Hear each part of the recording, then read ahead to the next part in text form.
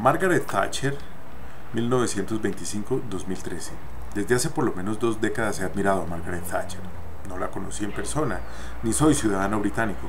Tampoco trabajo en la diplomacia ni en el mundo de la geopolítica. Ella me atrajo por ser una mujer sesuda.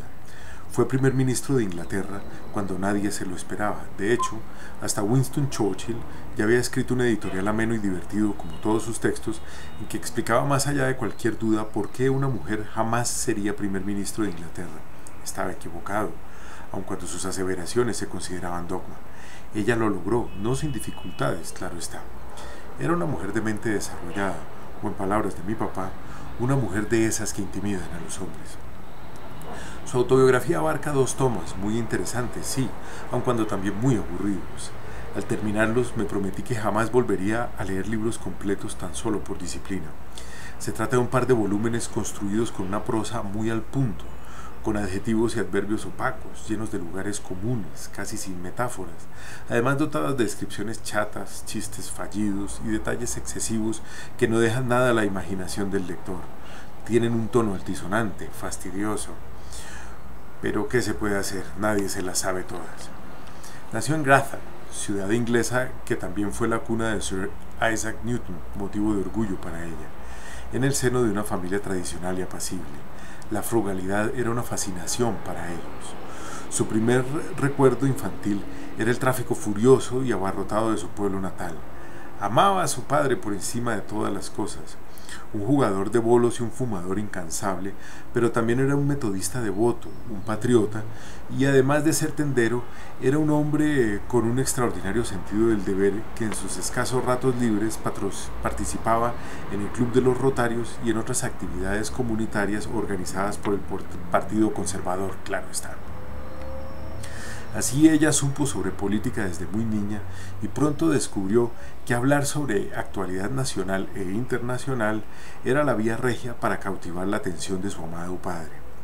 Ella no era deportista, más bien disfrutaba de la lectura, así como de la música apacible y sin sobresaltos, pero sobre todo de las películas románticas de los pensadores de Hollywood. Luego vino la Segunda Guerra Mundial. Para cuando terminó, llegado el momento, estudió ingeniería química en Oxford. Era buena estudiante, pero también era una rubia chusca, además de discreta y seria, juiciosa y dirigida a realizar metas. Como dicen las mamás bogotanas, era una niña que no daba qué hacer. Pero no era dócil.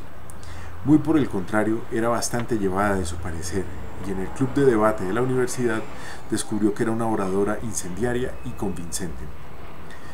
También por esa misma época conoció a Dennis Thatcher, y hay que anotar que su apellido de soltera era Roberts, Thatcher era el de casada. Se trataba de un muchacho apuesto, dotado de una considerable fortuna congénita que había asumido con responsabilidad. En esa época él manejaba un Jaguar convertible último modelo, un carro importantísimo para ella porque allí nació esa pasión ecuánime que los unió hasta el final de sus días. En su primera cita hablaron durante horas, hasta el alba, sobre asuntos técnicos de la fórmula química de una nueva pintura para aviones que una empresa de Dennis había lanzado recientemente al mercado. Así es el amor, misterioso, y desde esa noche fue su compañero inseparable.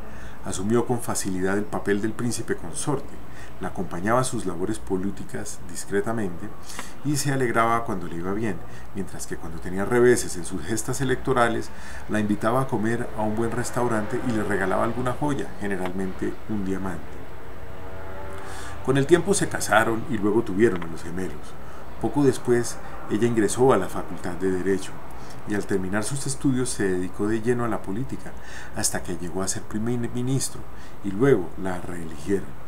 Mientras la familia Thatcher vivió en el 10 de Downing Street, la famosísima dirección de la casa del primer ministro inglés, Margaret y Dennis continuaron con sus vidas ajetreadas y se reunían a principios de cada año con agendas en mano para ponerse de acuerdo sobre qué eventos compartiría y cuáles no. Eran una pareja flemática y organizada. Su gobierno sorteó, por ejemplo, la desaparición de su hijo en el Rally París-Dakar, las decisiones militares de de la Guerra de las Malvinas y las de la Primera Guerra de Irak. Además hubo grandes dificultades económicas en su país, con protestas populares que terminaron en la muerte de varios huelguistas a causa de su huelga de hambre. También tuvo el mando durante la caída del muro de Berlín. Y ella, impávida, se mantuvo en el poder, por eso la llamaban la Dama de Hierro. En Rusia gobernaba Mikhail Gorbachev, quien le parecía sospechoso. En cambio, en Francia estaba François Mitterrand, con quien tuvo una relación entrañable, lo consideraba un hombre fascinante.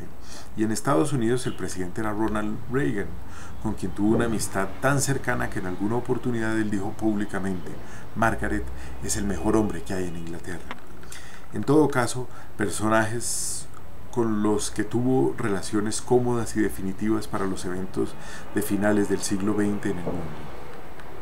Líderes que guiaron a gran parte de la humanidad en tiempos difíciles, como la perestroika, el colapso definitivo del comunismo, al igual que el surgimiento del modelo neoliberal en muchos países, con estados más pequeños dedicados exclusivamente a gobernar, y por esa misma razón privatizaron tantas empresas públicas, negocios que no eran su vocación primordial.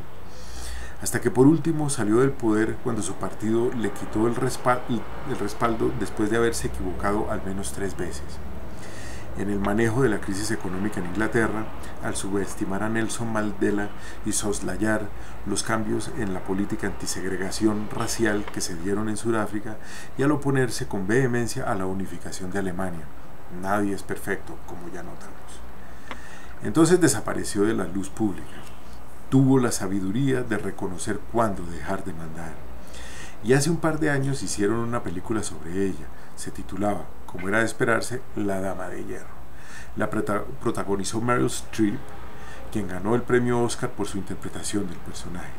En este film, los pensadores de Hollywood la pintaron como una viuda solitaria y sometida por la demencia senil, quien recordaba su vida política con nostalgia y sin mayor coherencia.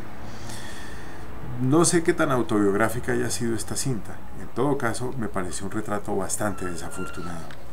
Y ahora me conmueve la muerte de Margaret Thatcher. Por eso redacté esta nota necrológica sentida.